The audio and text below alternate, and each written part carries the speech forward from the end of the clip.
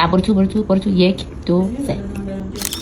سلام عزیزان دلم، چطورین؟ حال خوبه؟ امروز اومدیم ببینیم هیولاهای پیرسینگ دار چه شکلی هن. بنماییم. نه برو تو 1 2 3. مرسی. الان که چی؟ فاحشگی باعث افتخارته؟ یه آپشنی به فاحشگیت اضافه کردی، با افتخار ازش فیلمم میگیری؟ توف تو صورت تو اونی که این کارو باد کرده. از خودم شرمندم که با تو هموطنم و با تو دارم یه اکسیژن تنفس میکنم. حداقل هر غلطی میکنید، هر گویی میخورید، اینو تو مجازی نیارید.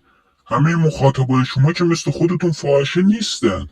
بچه هم ویدیوهای شما رو میبینن، بچه هم اینجور چیزا رو میبینن و نسل در نسل غرق کثافت میشه.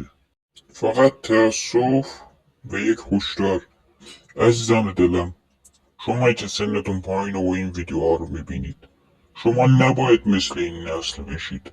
باور کنید فاحشگی افتخار نیست. باور کنید هر بودن چیز خفنی نیست. خلاصش توف تو صورت اونی که بیناموسی رو افتخار در جامعهمون رواج داده. ایرانمون باید روزی درست بشه و کلید این درست شدن حذف شدن این بیشرفاست. دوستتون دارم.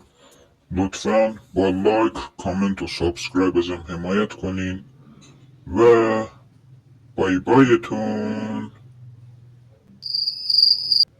خداوند یار و نگهدارتون.